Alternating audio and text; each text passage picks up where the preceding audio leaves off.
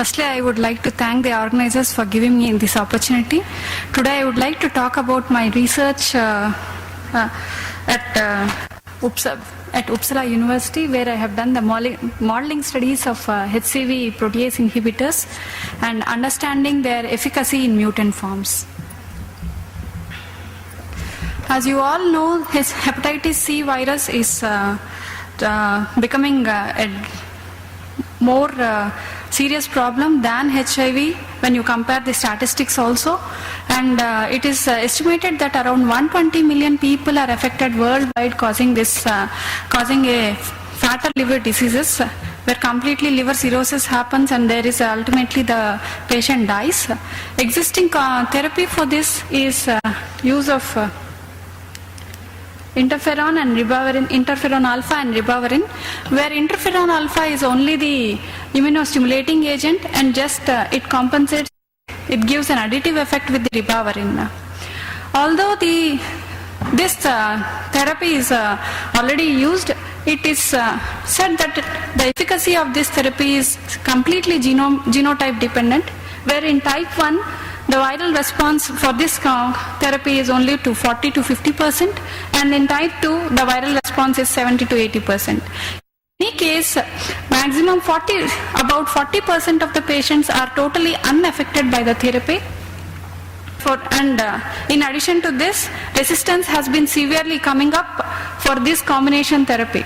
So there is a need for combining drugs which can act at different targets in the HCV virus, and also combining giving drugs which can act at the same target but with a different mechanism. When you come to see the HCV NS3 protease, it is the hepatitis C virus itself. It is an RNA which is coded for 3000 amino acid long. The beauty of this virus is it's a 3000 amino acid long, and it uses the host proteases to cleave these the segments as different proteins. Once the host protein cleaves, having this different proteases activities.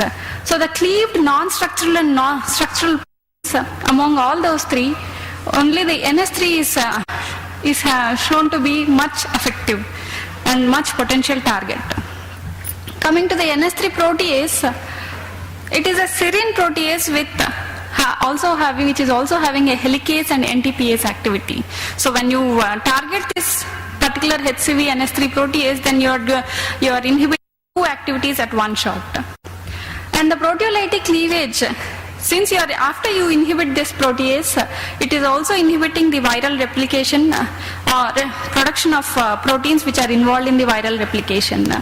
And it is also seen that it is also involved in the attenuation of the host cell and host cell natural immune defense.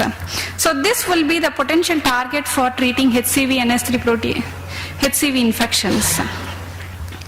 The first very inhibitor which has been developed using structure-based design was based on a natural substrate which is having an UNDECA 11 amino acids peptide, UNDECA peptide with keta-amido group which is locking the serine hydroxyl group, that is a catalytic activity. And the immediate amino acids, the nomenclature of any peptide inhibitor is given as the immediate amino acid from the catalytic site is given as P1, the next one is P2, and the next one is P3 before the catalytic site, and after the catalytic site the amino acids which are present will be given as P1 prime, P2 prime, and so on. This is important to know about it because later on we will be discussing only about P1 and P2 activities. After such a huge inhibitor have always so many side effects. Like always the huge molecules, they have severe cardiac toxicities, and also they are involved with the PK/PD issues. So then the optimization came with the truncated pentapeptide. Still it showed good activity. With that model, several inhibitors came into clinical trials, and still in the clinical trials, some of the inhibitors were still truncated to a tetrapeptide with the capping groups. In our studies, what we have done is we have tried to understand the tetrapeptide molecules and what is the effect of all the substitutions of the P1 and P2, the tetrapeptide molecule, effect of substitutions of P1 and P2 on the mutant forms.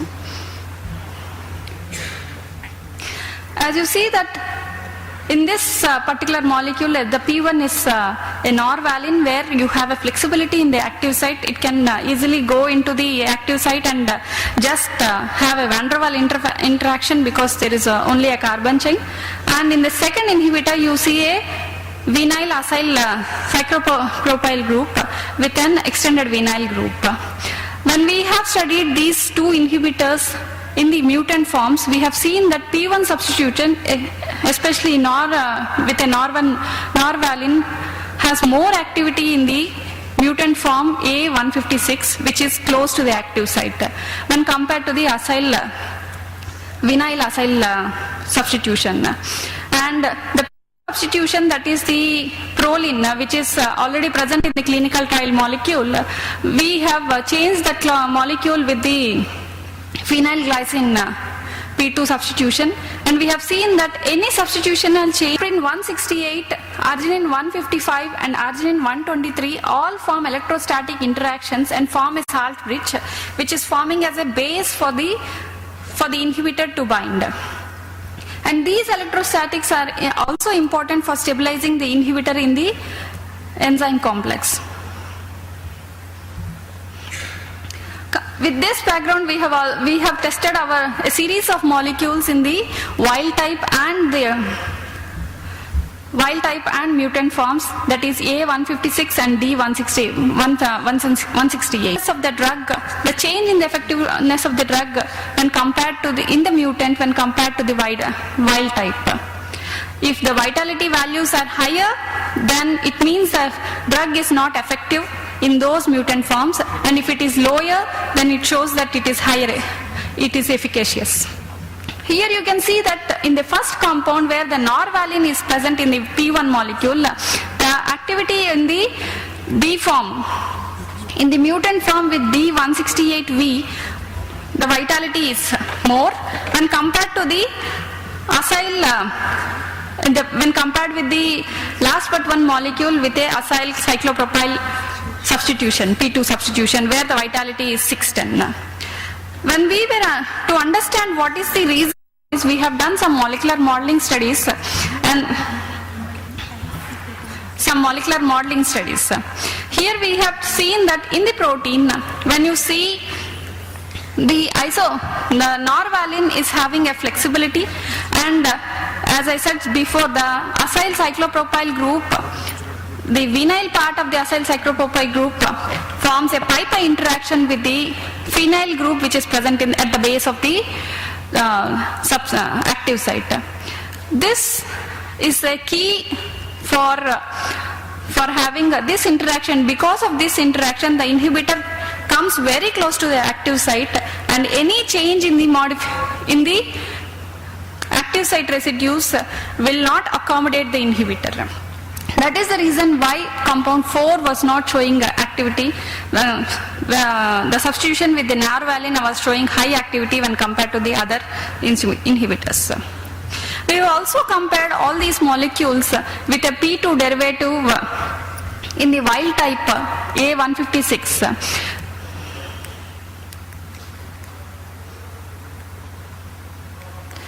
When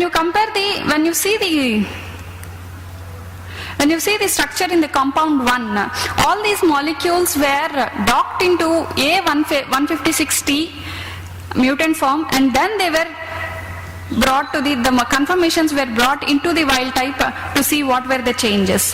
In the A156T form, you can see the red circle over there. The threonine which is coming up pushes the substrate up into the active site, and thereby the activity of this. But it is not happening in the case of phenyl glycine P2 analogs. Because of the flexibility of the P2 phenylglycine analogs, the compound stays well back into the active site. Even with the minor modifications, it shows the same activity. That is why the P2 analogs, the phenylglycine series compounds show no change in the activity in both the mutant forms when you compare with the P2 proline compounds. In conclusion, the D168 mutant disturbs the electrostatic mutant has disturbed electrostatic interactions, and this is the key for the development of the resistance in the HCV protease. And in A156 mutant, the P2 proline and P1 vinyl acyl substitutions seem to be major problem for resistant forms, and the P2 phenylglycine could be a good starting point for the design of inhibitors against mutant forms. Thank you.